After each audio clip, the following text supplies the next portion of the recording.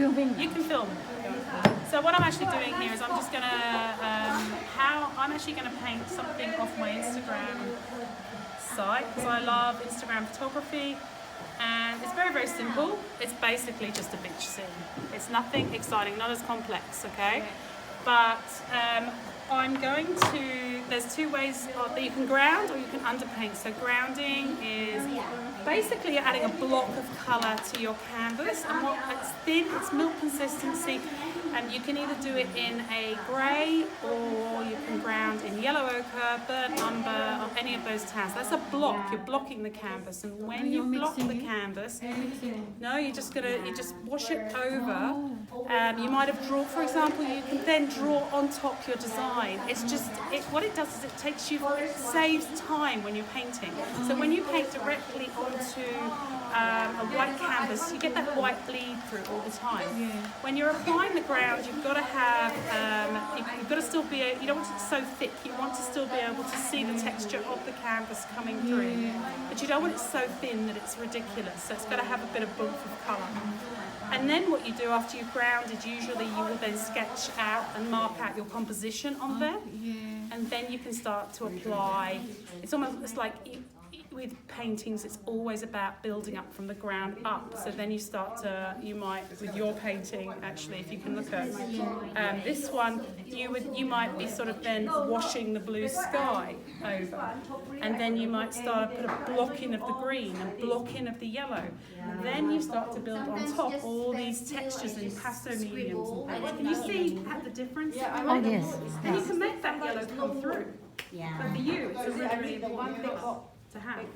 Okay, so I'm just going to mix up the yellow ochre. Wish me luck with that. If I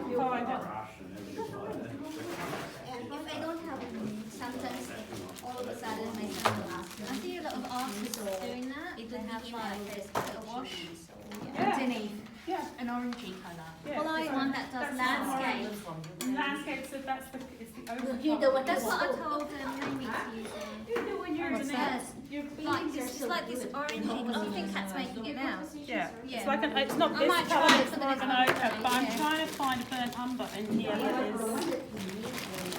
There's open. Remember what happened to me last time, people? How the burnt umber threw up all over me, and here it is.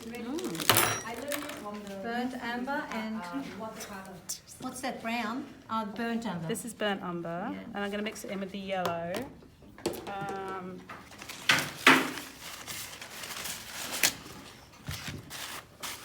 using They're the colours I should be mixing, right? pretty much what I'm doing here. Okay, sure. So obviously using my mixing palette knife to mix it. But you can see, unfortunately, this one was the one that exploded all over me. So the medium between the two different types of paints I've used is one is very thin, and look, it looks quite dark. But what I'm working on this range. So we're going to go from a lighter, and then I'm going to start marking it. I'm just drawing out my design basically, and that's what underpainting is. You're drawing your design in a sepia tone, then you paint over the top, going from the lightest through to the darkest, so a bit like with watercolour. Then you build your painting on top of that. Ooh, that looks like something if I had a baby. If I had a baby. A long time ago, I can still remember how my baby used to make.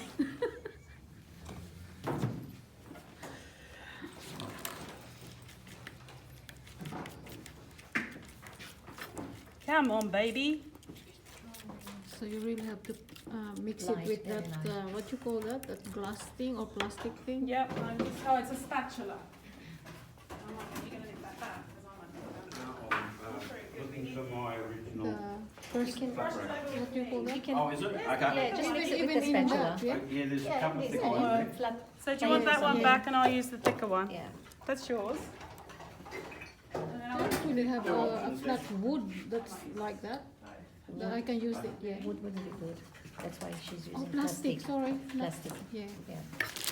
It's really important that you make sure that your painting surface it's very well organised, and you don't have cups of tea and lots might of end up stuff drinking. all over the place because you end up drinking it.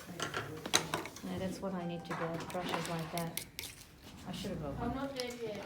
Yeah, that's the trouble. I'll put this here. Oh, I know that colour so well. I've actually got a top in this colour. Oh, that looks yummy. Yeah. Very autumn colour, isn't it? So you use burnt But that's it. umber That was and just the deep to yellow. make That was yellow deep and burnt umber I used for that. Just got to make sure the consistency is milk-like.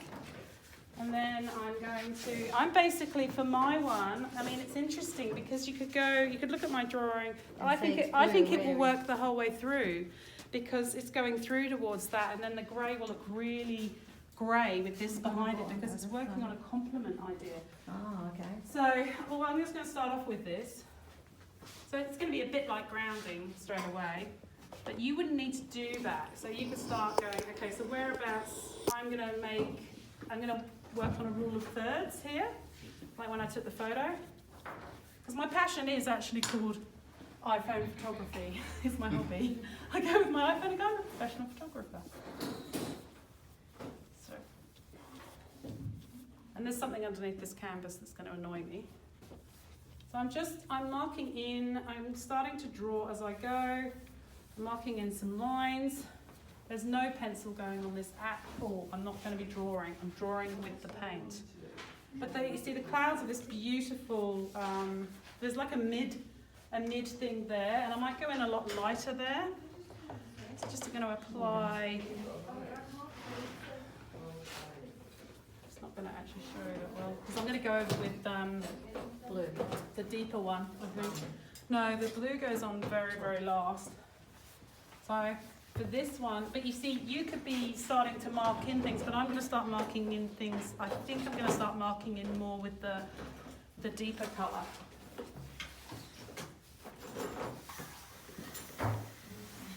What it's doing is it's just taking you 500 steps further in your painting, so you're not like staring at this horrible canvas. I mean, how relaxing is it just to get in there and do this?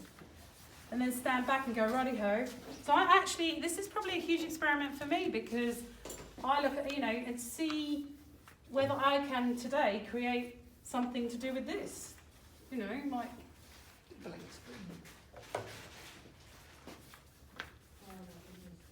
You can leave little bits white if you want to. When you're doing the underpainting, your middle bit you might want to keep that so it has a glow behind it. I did actually. Yeah, I probably wouldn't go completely.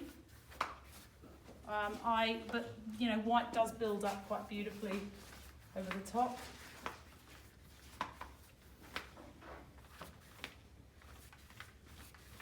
See, what I should have done is taped it all the way around. That's another thing when you're working on canvas paper. So I can let this dry completely if I want to, or I can go in and start to mark in the darker areas with a slightly thinner brush. I don't even need a thinner brush, to be honest with you.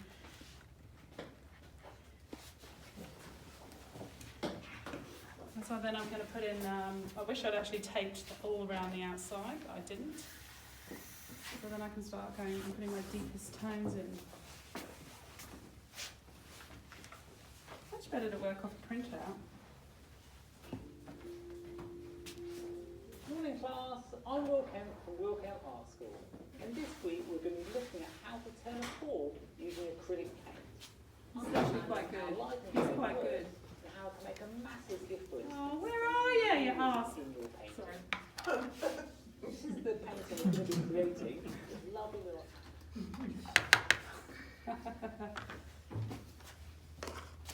So then I'm going down.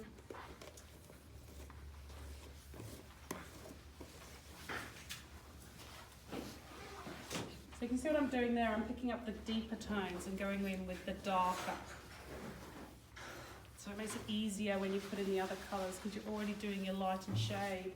And it is interesting for me here because I'm not drawing something specific, but can you imagine if you actually had shapes and stuff to draw in? So, and I can start to sort of formulate where I want the clouds the shapes of the clouds to go. I could just put some tone in here. But then I have to build it up, and obviously I want you guys to get on with your thing. But this is the idea of what's happening underneath, okay? I'm just playing with it here. I'm not putting anything too strong.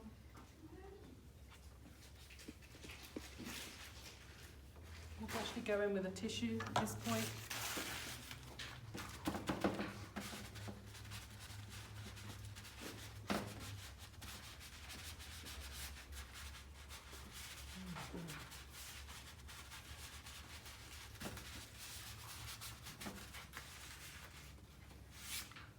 So this is it. This is all I'm doing. I'm not getting too excited.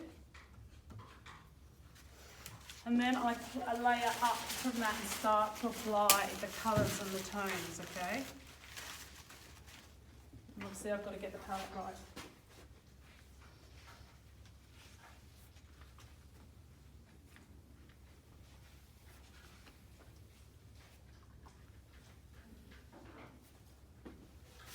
Really annoying when you don't print your word pen. I keep saying that, don't I? And keep saying that until I die.